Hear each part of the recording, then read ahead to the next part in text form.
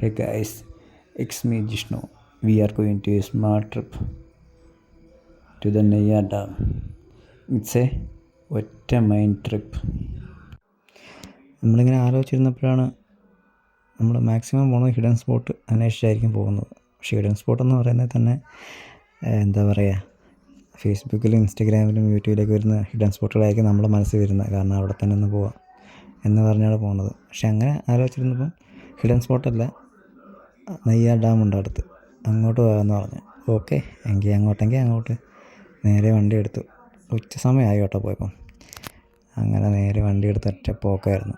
പോണ വഴിക്ക് തന്നെ ഒരുപാട് കാഴ്ചകളൊക്കെ വലുതായിട്ട് കാണാനൊന്നും ഇല്ലെങ്കിൽ പോലും സ്ഥലങ്ങൾ കുറച്ച് കാണാനുണ്ടായിരുന്നു. അങ്ങനെ തന്നെ പോണ വഴിക്ക് ഒരു ഹോട്ടൽ നമ്മൾ കണ്ടു കേട്ടോ. ഒരു കുഞ്ഞു ഹോട്ടലാണ് കണ്ടത്. നേരെ ബൈക്ക് തിരിച്ച് അവിടെ നിർത്തി. ഐമാസ്താണ് ഹോട്ടലിൻ്റെ പേര് കേട്ടോ. അവിടെ കപ്പയും കോഴിയും ചോറും മാത്രമേ ഉള്ളായിരുന്നു. ചോറിന് കറിയായിട്ട് രസം, പിന്നെ നമ്മുടെ അച്ചാർ മാത്രമേ ഉള്ളായിരുന്നു. അങ്ങനെ ഒരു കപ്പയും ചിക്കനും രസവും മേടിച്ച് കഴിച്ചു.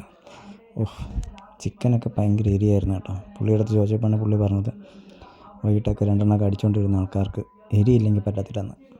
ഓക്കെ, അങ്ങനെ ഭയങ്കര എരിയായിരുന്നു. അത് കഴിച്ച് ഇറങ്ങി അവിടെ നിന്ന്. പിന്നെയും അവിടുന്ന് യാത്ര തുടർന്നു. എങ്ങും എത്തിയില്ല കേട്ടോ, സ്ഥലം എത്താറാവുന്നതേ ഉള്ളൂ.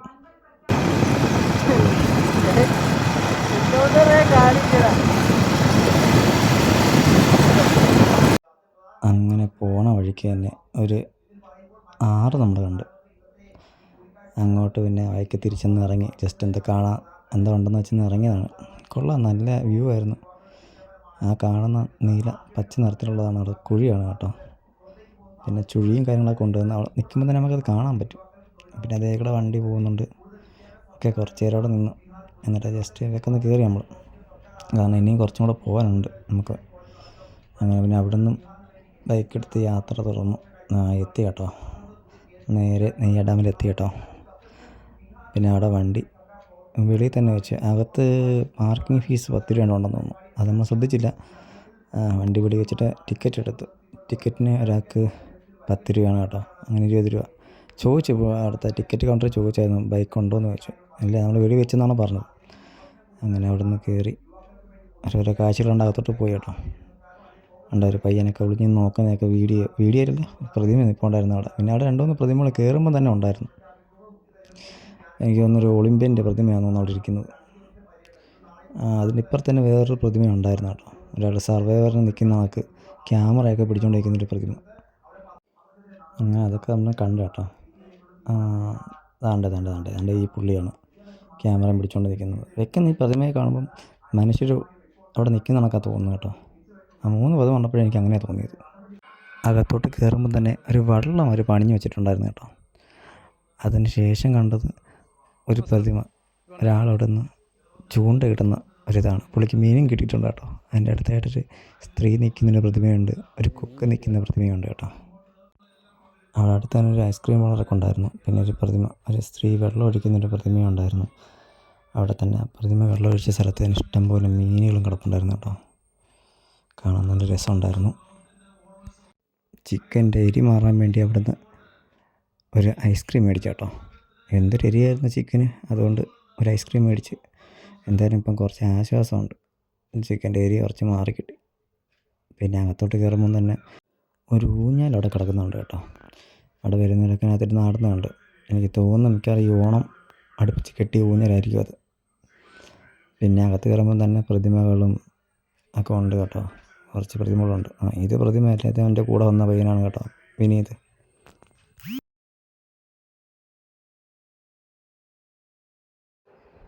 പിന്നെ നമ്മുടെ പുനലൂർ തൂക്കുപാലം പോലൊരു തൂക്കുപാലം അതേ മോഡൽ തന്നെ ഇവിടെ ഒരെണ്ണമുണ്ട് കേട്ടോ.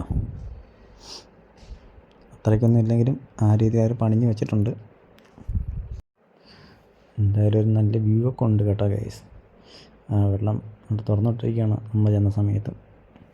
മഴയില്ല, അതിൻ്റെ ചെറിയൊരു എന്താ പറയണ്ട, ഒരു നെഗറ്റീവായിട്ടുണ്ട്.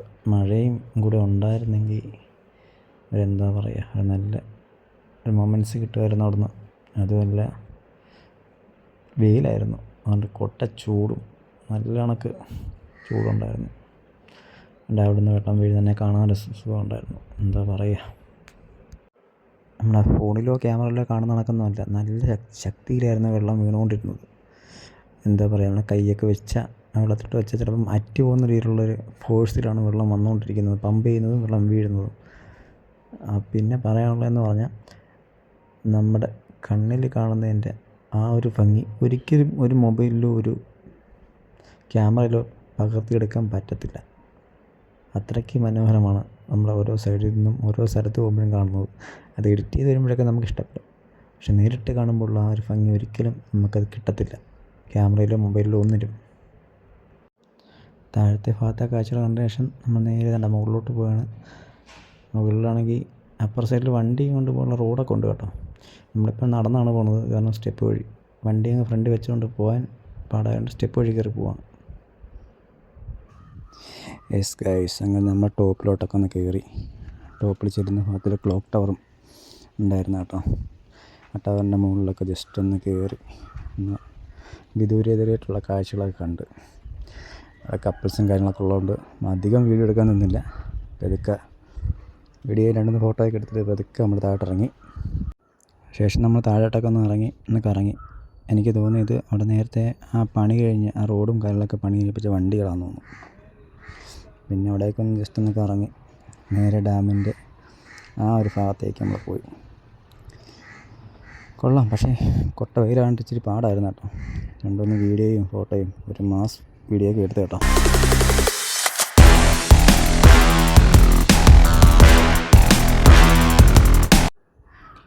ശേഷം അതിൻ്റെ മുകളിലൂടെയൊക്കെ നടന്നു ഒന്നവിടുത്തെ കാഴ്ചകളൊക്കെ കണ്ട് കുറച്ചേരം നിന്നതിന് ശേഷം വീണ്ടും നമ്മൾ താഴേക്ക് പോകാൻ അതർ സൈഡിലേക്ക് പോകുമായിരുന്നു കേട്ടോ. അതർ സൈഡിലോട്ട് ഇറങ്ങുന്നതിന് മുമ്പ് ജസ്റ്റ് നമ്മൾ നോക്കിയപ്പോൾ 2 മല ഉണ്ട് കേട്ടോ. അവിടെ ദൂരെയായിട്ട് 2 മല ഉണ്ട്. അപ്പം വിനീത് എന്തോ പറഞ്ഞു, ഏതൊരു മലയുടെ പേര് അവിടെ പറഞ്ഞായിരുന്നു, കുമ്പാരട്ടി മലയോ അങ്ങനെ എന്തോ ഒരു മലയുടെ പേര് പറഞ്ഞു. എനിക്ക് വലുതായിട്ട് അറിയത്തില്ല, അതുകൊണ്ട് ഞാൻ ജസ്റ്റ് ഒന്ന് സൂം ചെയ്ത് കണ്ടോ, ഇതാണ് സംഭവം മല. ആ മല കണ്ടതിന് ശേഷം നമ്മൾ അതിൻ്റെ ഓപ്പോസിറ്റ് സൈഡിലോട്ട് ചെന്നു. അവിടെ തന്നെ ഒരു അമ്പലം ഉണ്ടായിരുന്നു, ഒരു മുരുകൻ്റെ അമ്പലം ഉണ്ടായിരുന്നു. ജസ്റ്റ് അവിടെ കുറച്ച് നേരം നിന്നു. ബാലസുബ്രഹ്മണ്യ ക്ഷേത്രം കേട്ടോ. അവിടെ കുറച്ച് നേരമൊക്കെ നിന്നതിന് ശേഷം പതുക്കെ നമ്മൾ ആ സൈഡിലേക്ക് ഇറങ്ങി. ആ സൈഡിലായിരുന്നു പാർക്കൊക്കെ ഉള്ളത് കേട്ടോ. ചെറിയൊരു പാർക്കൊക്കെ ഉണ്ടായിരുന്നു.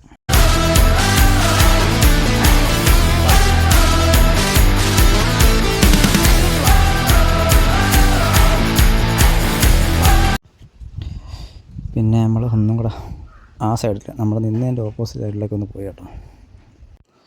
മുതലയുടെയൊക്കെ പ്രതിമയുണ്ട്, പക്ഷേ അവിടെ വെള്ളമില്ല.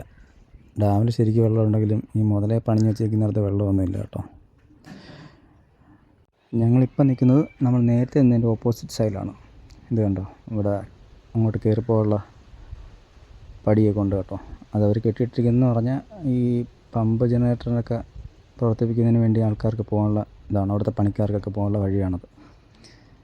പിന്നെ ആ പാർക്കിങ്ങിലൊക്കെ കുറച്ച് നേരമൊക്കെ ഒന്ന് ജസ്റ്റ് ഒന്ന് ഇരുന്നിട്ട് എന്തായാലും അവിടെ നിന്ന് ഇറങ്ങണം നേരത്തെ, അടുത്ത സ്ഥലത്തോട്ടൊന്ന് പോകാനുള്ളതാണ്. ഒരു സൈഡിൽ നീർച്ചോലയൊക്കെ ഉണ്ടാക്കി വെച്ചിട്ടുണ്ട് കേട്ടോ. ചെറിയ വെള്ളച്ചാട്ടം പോലെ നീർച്ചോലയൊക്കെ ഉണ്ടാക്കി വെച്ചിട്ടുണ്ട്. കൊള്ളാം, നല്ല രസമുണ്ടായിരുന്നു കാണാൻ. ആ വെള്ളച്ചാട്ടം കഴിഞ്ഞ് ജസ്റ്റ് നമ്മൾ തിരിച്ച് ഇറങ്ങി വന്നു കേട്ടോ. എൻ്റെ അടുത്ത് തന്നെ ആയിരുന്നു. അവിടെ നിന്ന് നേരെ വന്നപ്പം കണ്ട ഒരു കാഴ്ചയാണ് ഐ ലവ് നെയ്യാർ. ഇതിപ്പോൾ എല്ലായിടത്തും ഉണ്ട്. പിന്നെ അവിടെ നിന്ന് ബൈക്ക് എടുത്ത് നമ്മൾ ആ വണ്ടി പോകണ ഭാഗം, അതായത് ഫ്രണ്ട് ഭാഗത്തുള്ള വണ്ടി പോകും കേട്ടോ. അതിലേക്ക് കൂടെ നേരത്തെ പറഞ്ഞ തൂക്കുപാലം വഴി നമ്മൾ നേരെ ഇതിൻ്റെ ടോപ്പിലോട്ട് പോവാം. ടോപ്പ് സൈഡിൽ എന്താ ഒരു വ്യൂ, എൻ്റെ ബാക്ക് സൈഡാണ് കേട്ടോ. ബാക്ക് സൈഡിൽ നല്ല വ്യൂ ആണ്.